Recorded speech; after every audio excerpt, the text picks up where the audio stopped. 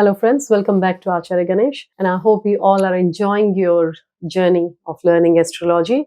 And in today's video, I'll be sharing with you the concept of Yoga Karaka planet. And you all must have heard this word a lot of time in Vedic astrology, Yoga Karaka planet. So what is Yoga Karaka? Yoga Karaka planet is a planet which is a lord of two important houses in your horoscope. When I say important, it means it is a lord of Kendra and Trikona houses in your horoscope. And when a planet is lord of Kendra and Trikona houses, it becomes Yoga Karaka planet for that native. So to understand this, we'll take some examples and I'll explain it further. But there are certain ascendants who do not have Yoga Karaka planet, like Aries ascendant people, they do not have any Yoga Karaka planet. Gemini, Scorpio, Sagittarius, Virgo, these people, and of course Pisces, they do not have any Yoga Karaka planet because of the alignment of the zodiac signs. No planet it becomes lord of Kendra or Trikona house. So we'll take example of the ascendants, the one who actually have the Yoga Karaka in their horoscope. So we'll start with Taurus. So for Taurus, Saturn is a Yoga Karaka planet.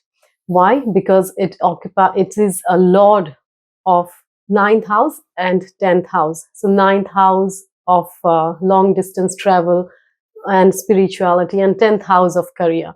So Saturn becomes a really important planet for Taurus ascendant natives. And during the planetary period of Yoga Karaka planet, the native may actually experience a lot of good result. For Taurus native, they may go for long distance travels. There will be growth in career and profession. So this is how a Yoga Karaka planet actually enhances the signification of the planet and the signification of the houses. It gives result according to that.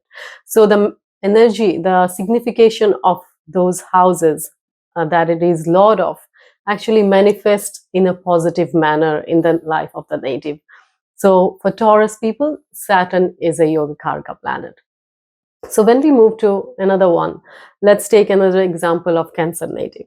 So for Cancer native, Mars is a Yoga Karaka planet because it is a lord of 5th house and 10th house.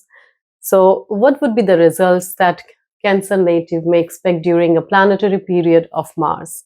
So the native can experience events related to positive events related to 5th house and 10th house of career, promotion, growth, and there could be, childbirth, or there could be, we can say, some stock market gains, because 5th house also rules your stock money making from stock market, or childbirth, and your creativity.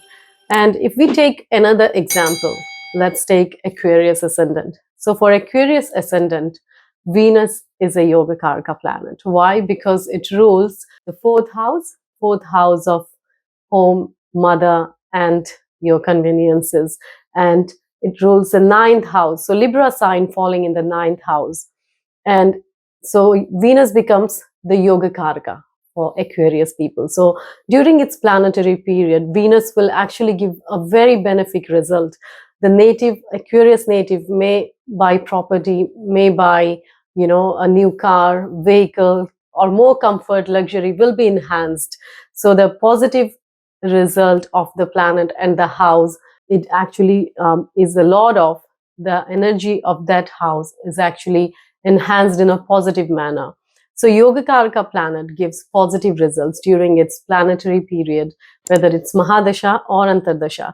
Even if it is placed in a malefic situation, there will be some results. Of course, the benefic results will be reduced if it is malefic, somehow it is sitting in 8th house. If it is conjunct with Rahu, Ketu, then of course the positive results will get reduced.